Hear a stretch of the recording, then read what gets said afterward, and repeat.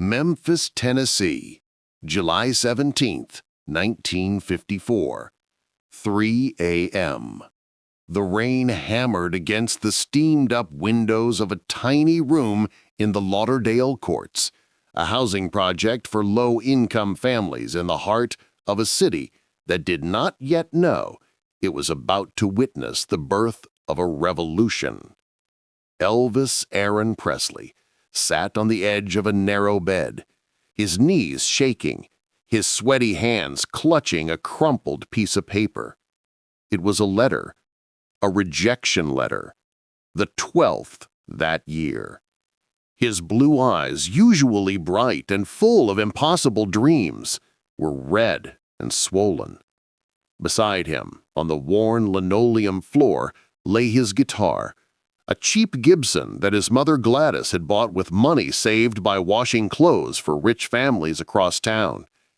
The instrument felt like it weighed a ton at that moment.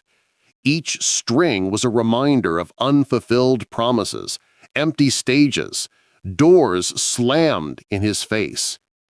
Elvis took a deep breath, feeling the humid, heavy air fill his lungs, and whispered to himself something he never thought he would say out loud, not even in the loneliest dawns when the silence screamed louder than any music. He whispered, "Maybe I'm not meant for this. Maybe everyone was right. Maybe it's time to stop dreaming and wake up to reality." And it was in that moment, that fraction of a second where hope and despair met at a silent crossroads, that something happened. Something he could never have predicted. Something that would change not only his life, but the history of music forever. There are stories that are not just about people.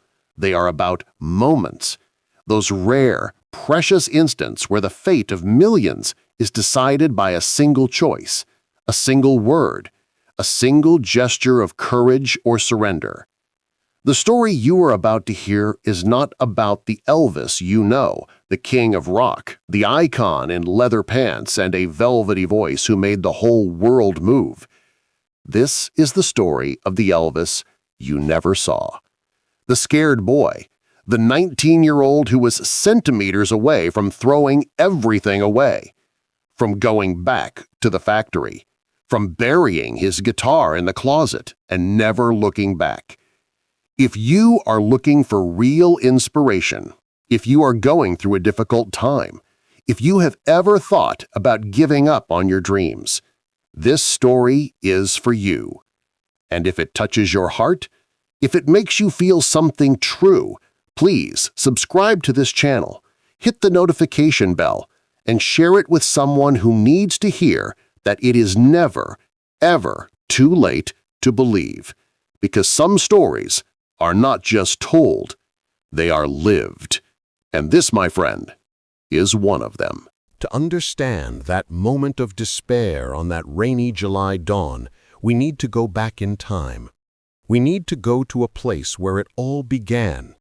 Not in Memphis, not on a lit stage, but in a two-room wooden shack in Tupelo, Mississippi, where on January 8, 1935, Gladys and Vernon Presley brought two twin boys into the world.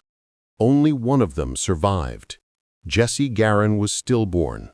Elvis Aaron arrived crying, alone, carrying not only his own life but the ghostly weight of a brother he never knew.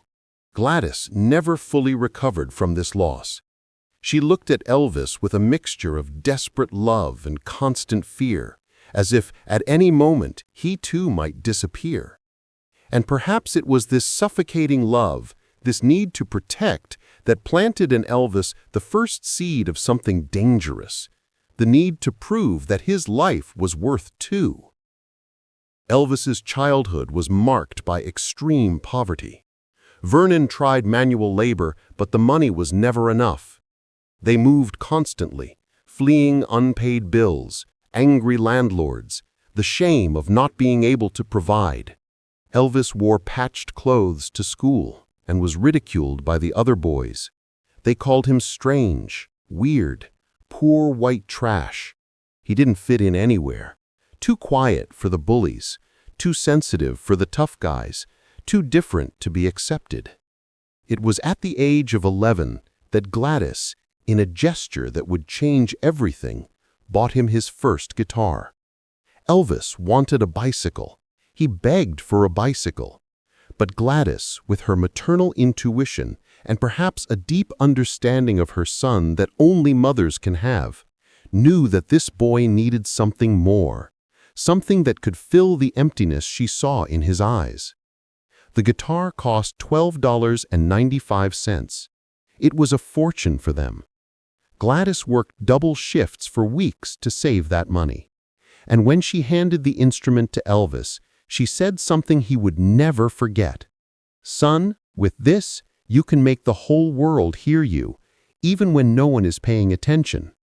Elvis taught himself, fingers bleeding on the steel strings, sleepless nights trying to imitate the sounds he heard on the radio. Gospel from the black churches, country from the roadside bars, blues from the street musicians playing on the corners of Beale Street. He absorbed everything like a sponge, mixing sounds that should never be mixed, creating something new, something visceral, something that came from a deep, scary place within him. But no one seemed to care. When the family moved to Memphis in 1948, Elvis was 13, and a dream began to take shape. He wanted to be a singer.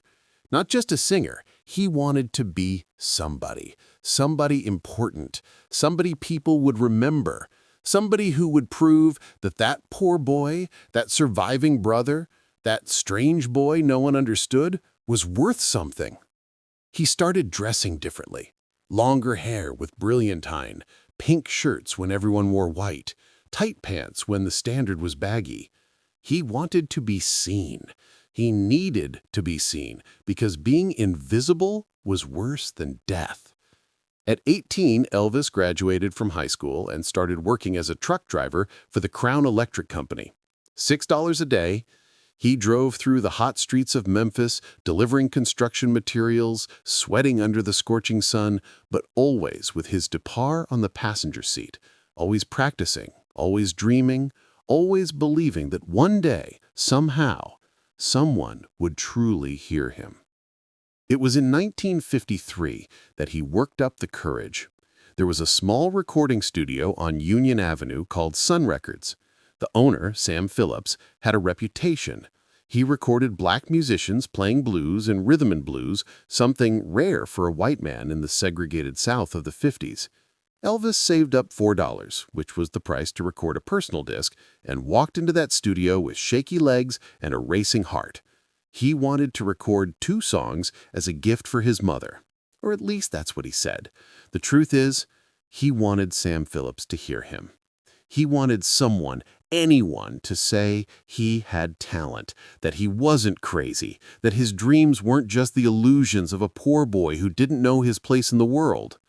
The secretary, Marion Kaiser, was alone in the studio that day. Sam Phillips wasn't there. She recorded Elvis singing My Happiness, and That's When Your Heartaches Begin. When he finished, Marion looked at him and saw something. A spark, a restlessness, a hunger she recognized. She wrote down his name. Elvis Presley, good ballad singer, has an interesting sound, should be heard. But months passed. Nothing happened. Elvis returned to the studio a few more times, always paying out of his own pocket, always hoping that Sam Phillips would show up and notice him. When Phillips finally heard him in January 1954, his reaction was lukewarm. He found Elvis interesting but not undefined, not country enough, not blues enough. It was something in between, something strange. Sam said he might be able to use Elvis for something in the future, but he promised nothing. And then came the rejections. Elvis tried local clubs. They said he was too young, too inexperienced. He tried radio shows. They said his voice was too different, that he didn't fit into any format. He tried to perform at community parties, church events, anywhere that would let him get on a stage. And there was always that look that look of pity mixed with discomfort, that look that said, "Kid, you're wasting your time." During the day, Elvis drove the truck. At night, he practiced until his fingers ached. Gladys watched him with increasing concern. Vernon started pressuring him. "Son, you need to be realistic. Music doesn't pay the bills. You have a good job. Keep it. Grow up. Get married. Have a normal life." But Elvis didn't want a normal life. He couldn't explain why. There was something inside him, something urgent and desperate, something that screamed that he had to try, that he had to keep going, that if he gave up now, he would be betraying not only himself, but also that twin brother who never had a chance to live. He was living for two, and both deserved more than a mediocre life. But with every rejection, that conviction weakened. With every closed door, Elvis's voice got a little lower. With every look of disappointment from his father, the weight on his shoulders got a little heavier. Until that letter arrived. July 17, 1954, the 12th rejection of the year, from a small record label in Nashville that he was sure would say yes.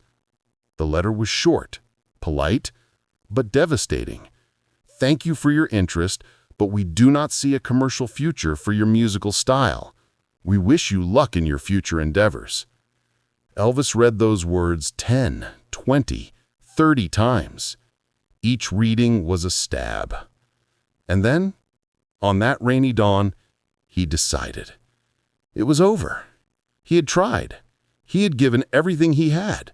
But clearly the world was trying to tell him something.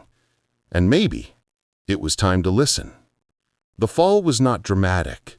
There were no screams or tears, just a heavy, resigned silence. Elvis folded the letter carefully, placed it in a shoebox under the bed where he kept all the other rejections, and looked at the guitar. He picked it up, felt the familiar weight, the wood worn by years of use, and thought about putting it away, about putting it in the closet, about never touching it again.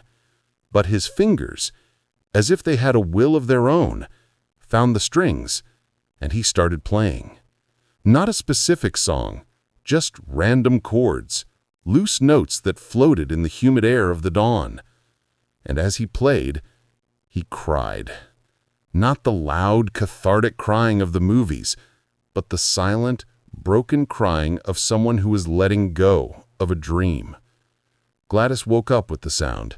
She always woke up when Elvis played, no matter the time. It was as if there was an invisible thread connecting her heart to his. She walked into the room without knocking, still in her nightgown, and saw her son there, broken, with the guitar on his lap, and his eyes red. She did not live to see her son become the king of rock, but she lived long enough to see that the boy who almost gave up found his voice, and that, for her, was more than enough. Because she didn't raise a star, she raised a fighter, a survivor, someone who fell 1,000 times and got up 1,001. And perhaps that is the greatest lesson we can take from this story. It's not about becoming Elvis Presley.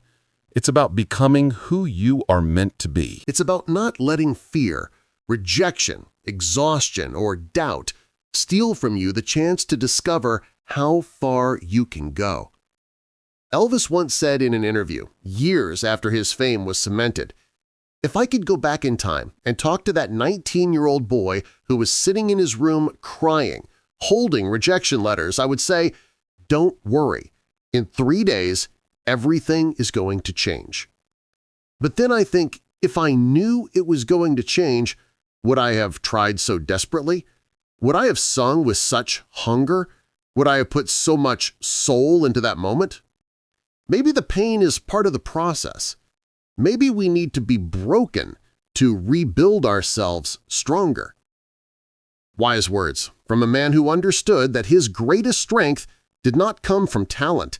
It came from resilience. Today, when you pass by Graceland, you can see the room where Elvis grew up, recreated as it was in the 50s.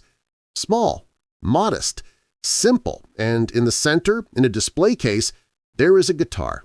Not the first one Gladys bought him, that one was lost to time, but one just like it, a symbol, a reminder of where it all began.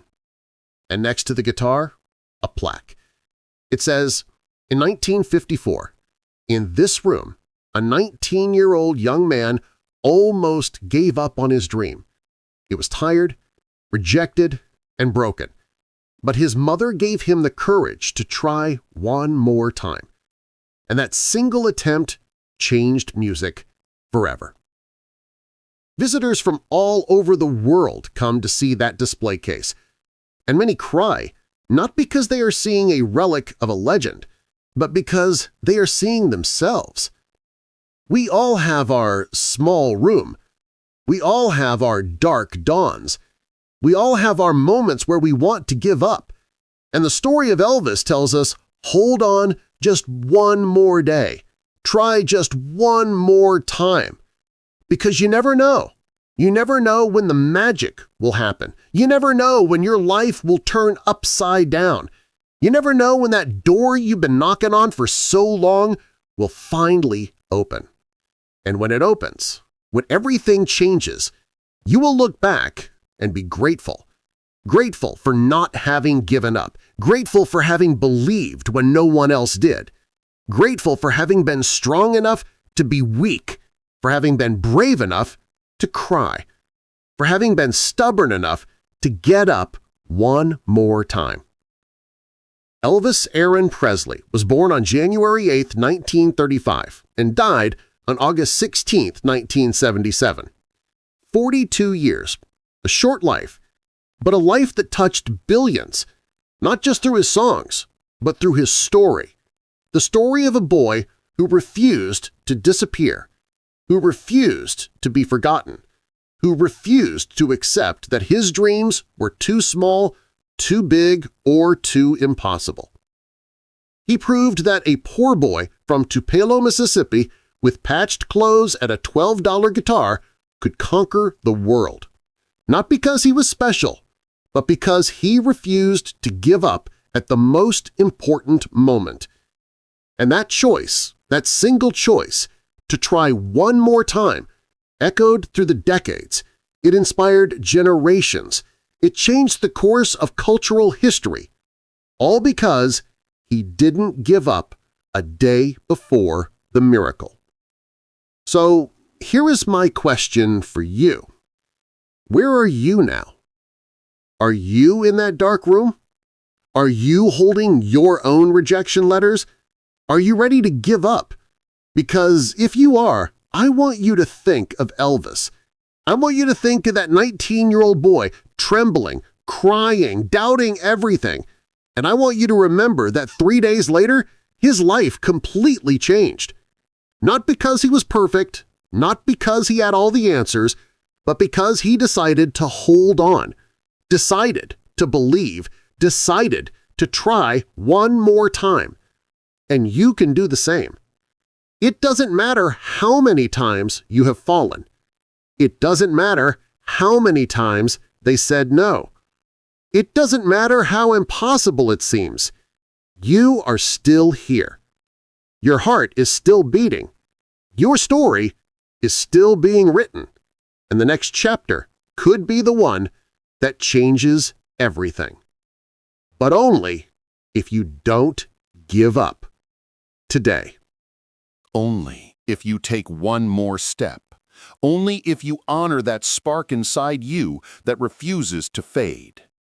Elvis left us more than 4 decades ago, but his music remains, his stories remain, and his most important lesson remains.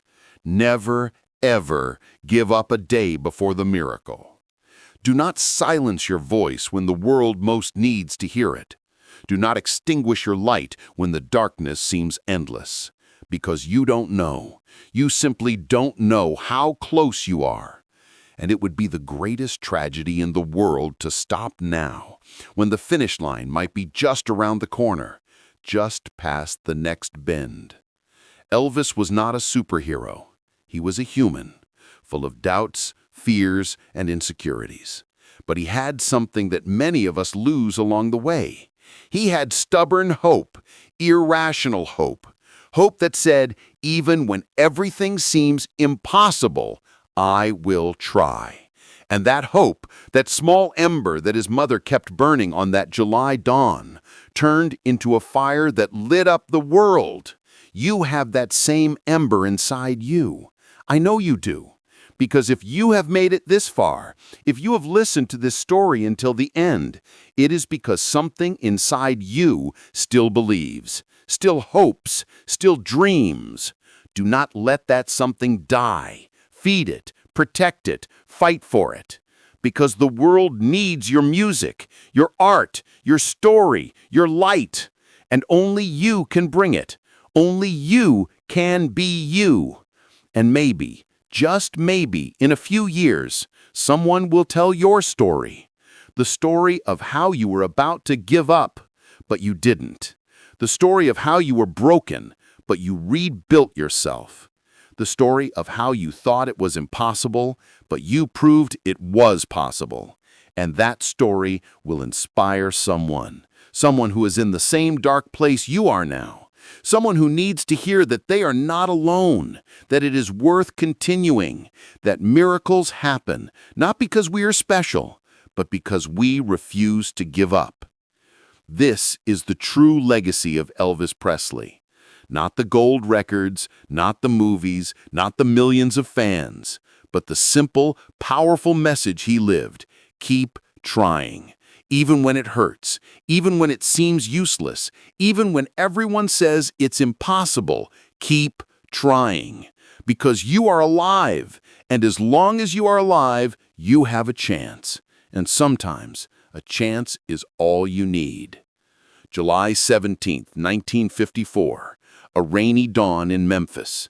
A broken boy holding rejection letters, and the most important decision of his life. Not to give up. Not today.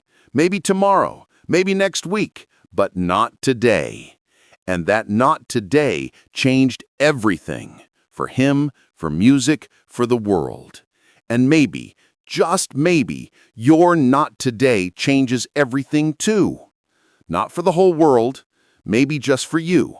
Maybe just for the people you love.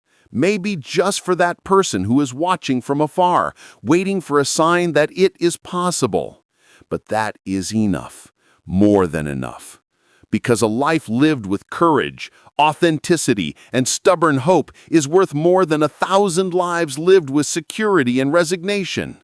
Elvis knew that. Gladys knew that. And now you know too. So what are you going to do? Are you going to give up, or are you going to try one more time?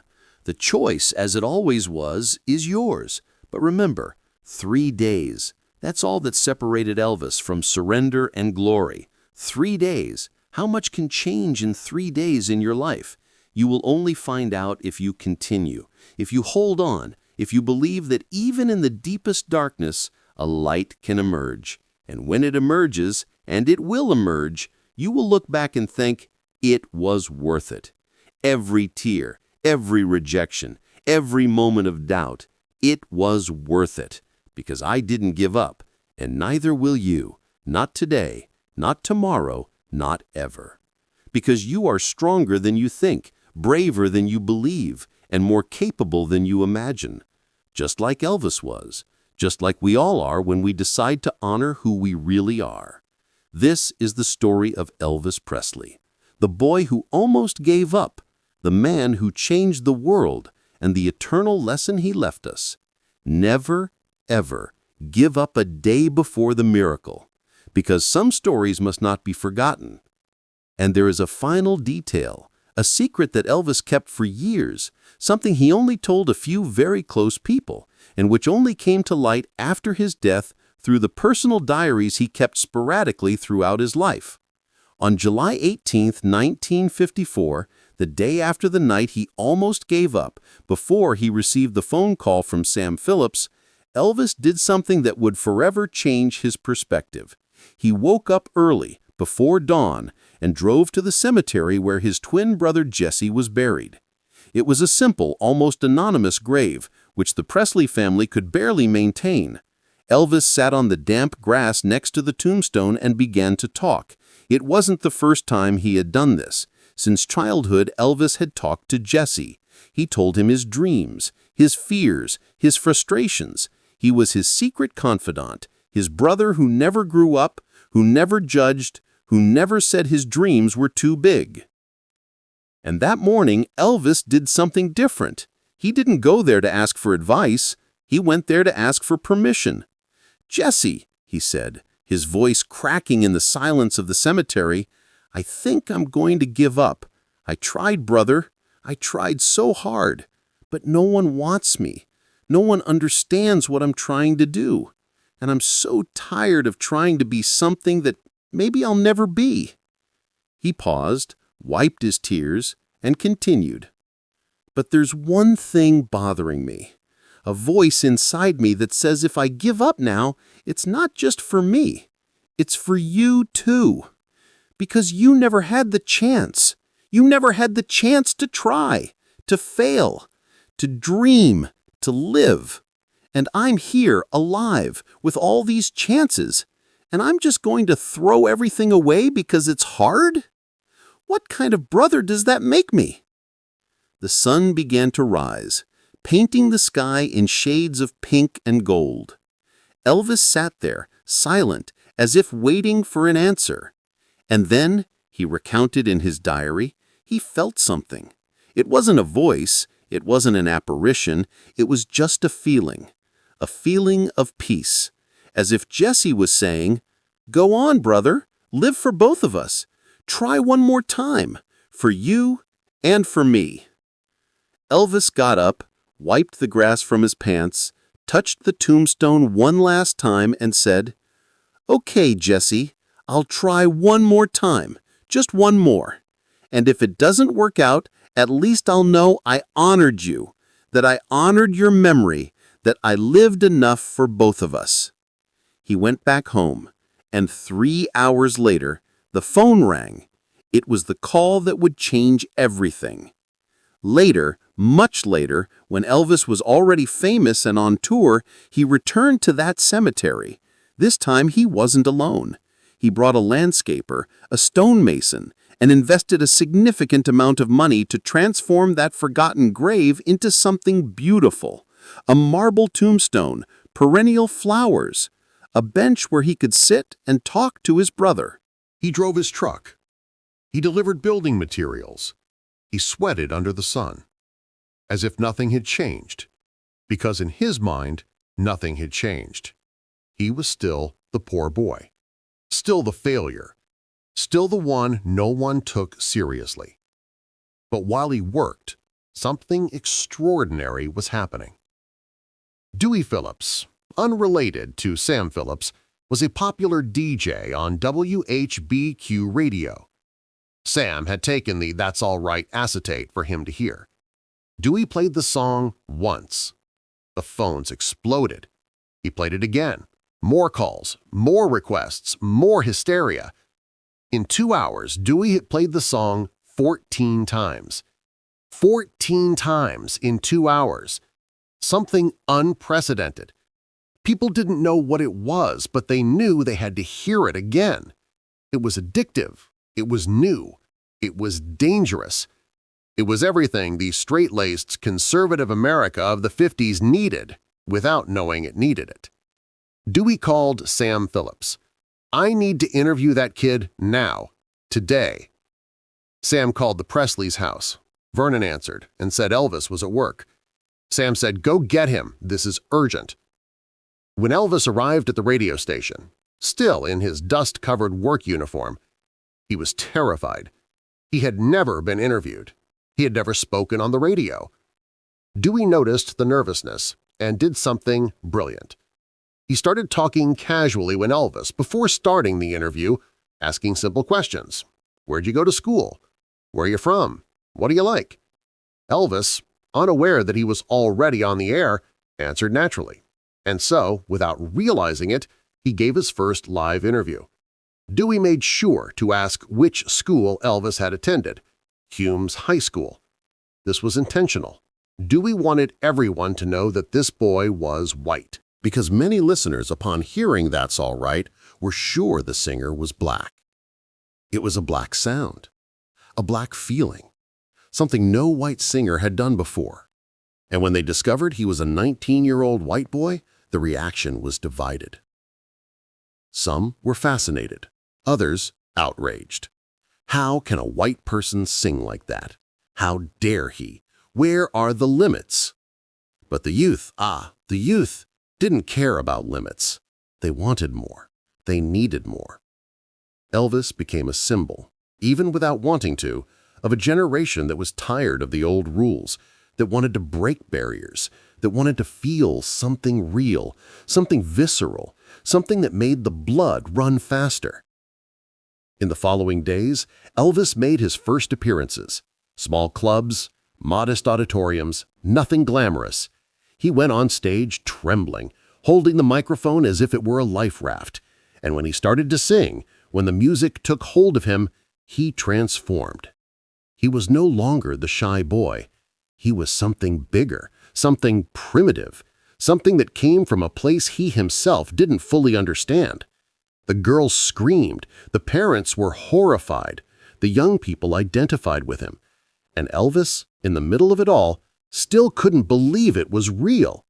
He would go home after the shows and say to Gladys, "Mama, this won't last. It's a temporary craze. It will pass soon and I'll go back to driving a truck." Gladys just smiled, because she knew the world had seen something in that boy that he still didn't see in himself. She knew that spark she had protected since the day he was born, fighting for life, had finally turned into a flame, and there was no way to put it out. The following months were a whirlwind. Elvis signed with RCA, recorded Heartbreak Hotel, appeared on national television, and every appearance caused controversy, especially when he appeared on The Ed Sullivan Show, the most-watched TV show in America, and the cameras could only film him from the waist up, because his hip movements were considered too obscene for America to watch. But the more they tried to censor him, the more popular he became, because you can't contain a revolution. You can't silence a voice that the world needs to hear. And Elvis, that boy who almost gave up, had become the voice of a generation. But here's what few people know. In 1956, at the height of his meteoric rise, Elvis returned to Memphis for a show. It was a triumphant return. The whole town was talking about him, the local boy who had conquered the world. Before the show, he went to visit his old job at the Crown Electric Company. His former colleagues were there. Some congratulated him. Others made jokes. "You're too stuck up for us now, Elvis," one of them asked, half joking, half serious. "Do you remember when you said you were going to be famous and everyone laughed at you?" Elvis was quiet for a moment. Then he said something profound. "I remember. And I remember you laughed, but I don't blame you. I would have laughed at me too because it was absurd. A kid like me dreaming so big. But you know what I learned? The absurd is just the possible that hasn't happened yet. And if you're brave enough to live in the absurd long enough, eventually it becomes reality." Those words silenced the room, because it wasn't arrogance. It was truth. It was the wisdom of someone who had lived in the impossible and seen it become real. Elvis did the show that night, and afterwards, instead of going to a party or celebration, he got in his car and drove to Lauderdale Courts, the housing project where he had lived. He parked outside and stayed there, looking at the window of the room where he had cried holding those rejection letters, the room where he had almost given up. A police officer approached, not recognizing him in the dark. "Any problem, young man?" Elvis smiled. "No, officer. I'm just remembering something important." The officer nodded and left, and Elvis stayed there a few more minutes, in silence, paying homage to that boy he had been, that scared boy who had made the most important choice of his life, the choice not to give up. Years later, in 1968, Elvis was going through a tough time again. His film career had stalled. His records weren't selling as they used to. A new generation of musicians, the Beatles, the Rolling Stones, had taken center stage. Many said Elvis was a thing of the past, that his time was over, that he should just accept it and retire. But Elvis remembered something. He remembered that July dawn of 1954. He remembered his mother's words. He remembered the choice he had made. And he decided to make the same choice again. He returned to television for a special that would become known as the '68 Comeback Special. He went on stage, dressed in black leather, holding a guitar, surrounded by a small audience, and he sang. He didn't try to be young. He didn't try to compete with the Beatles. He just was Elvis, the real Elvis, the Elvis who had something to say, and the world, which had forgotten, remembered. It remembered why it had fallen in love with him in the first place. The special was a resounding success. Elvis proved he wasn't finished, that he still had fire, that he still had magic. He returned to live shows, something he hadn't done for years, and in Las Vegas, in 1969, he began a series of performances that would become legendary. He was back, not because he had tried to be someone he wasn't, but because he had remembered who he always was. But Elvis's life also had its shadows. Success brought pressure. It brought isolation. It brought addictions. He fought demons he couldn't always defeat. And in 1977, at the age of 42, his tired heart finally stopped. The world cried. Millions of fans around the planet felt as if they had lost a friend, a brother, a piece of their own youth. But what Elvis left behind was not just music. It was a lesson about courage, about authenticity, about refusing to give up when everything seems lost. When Priscilla found that box with the 12 rejection letters and the note written by Elvis, she understood something profound.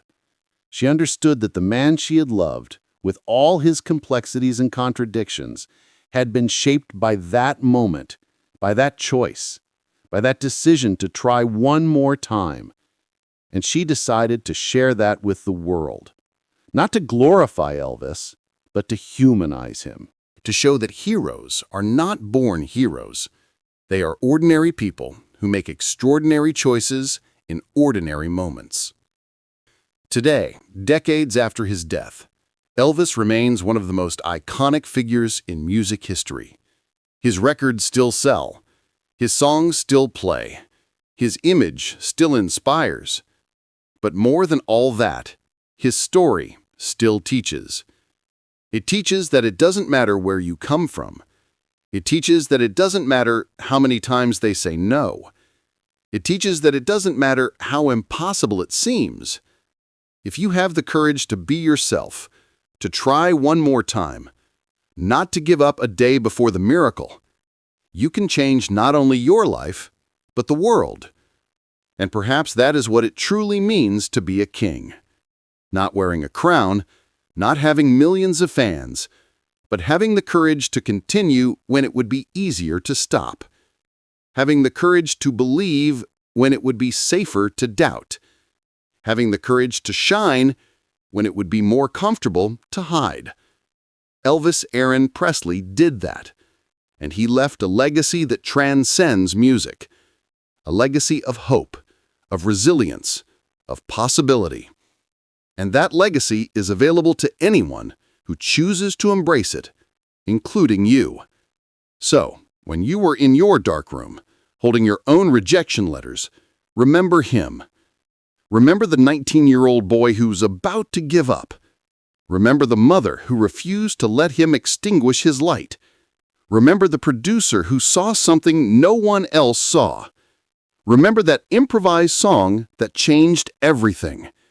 And then, make your choice. The same choice Elvis made. The choice to live, to try, to believe, because you don't know what can happen in 3 days. You don't know what door might open tomorrow. You don't know what version of yourself is waiting on the other side of fear, but you will only find out if you continue, if you hold on, if you believe. And if you do that, if you honor that choice, something extraordinary will happen.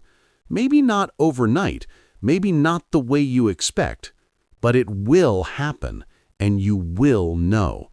You will know that it was worth not giving up, that it was worth believing, that it was worth being stubborn enough to continue even when everything told you to stop.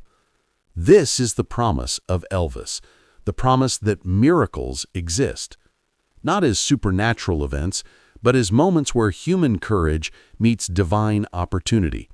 And when those two meet, when your desperate effort meets that door that finally opens, the impossible becomes real, and the boy no one believed in becomes the legend everyone remembers. Not because he was different from you, but because he refused to give up when you would have. He tried one more time when you would have stopped. He believed when you would have doubted. And that difference, that small but crucial difference, made all the difference. So be like Elvis. Not the famous Elvis, but the 19-year-old Elvis. The Elvis who cried holding rejection letters. The Elvis who talked to his dead brother.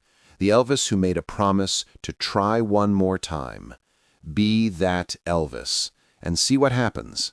Because some stories must not be forgotten, and yours is just beginning. And before we finish, there is one more thing you need to know. Something that few people know about that day in July 20, 1954, when Elvis recorded That's All Right and changed the history of music. When the session ended, when those 3.5 minutes of pure magic were captured on acetate, Elvis didn't know what he had just done. He didn't feel that he had created something revolutionary. In fact, he was ashamed.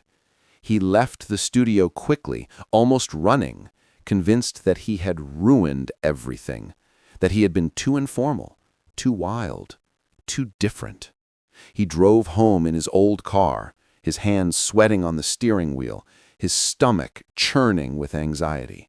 When he arrived, Gladys was waiting on the porch. She saw the expression on her son's face and asked how it had gone. Elvis shook his head and said, "Mama, I think I messed up. I couldn't sing properly. I ended up doing something strange. Sam said it was good, but I think he was just being polite." Gladys held her son's face in her hands and said something he would carry for the rest of his life. "Son, if you were yourself, then you didn't mess up anything, because you being yourself is the most beautiful thing there is." The next morning, Elvis went to work as always. He drove his truck. He delivered building materials. He sweated under the sun, as if nothing had changed, because in his mind, nothing had changed. He was still the poor boy, still the failure, still the one no one took seriously. But while he worked, something extraordinary was happening. Dewey P. Phillips, not related to Sam Phillips, was a popular DJ on WHBQ radio. Sam had taken the That's All Right acetate for him to hear. Dewey played the song once.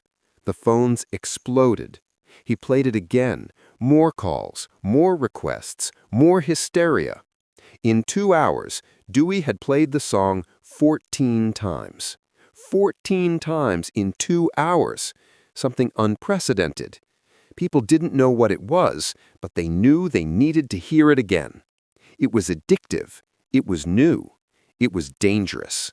It was everything the straight-laced conservative America of the 50s needed, without knowing it needed it. Dewey called Sam Phillips.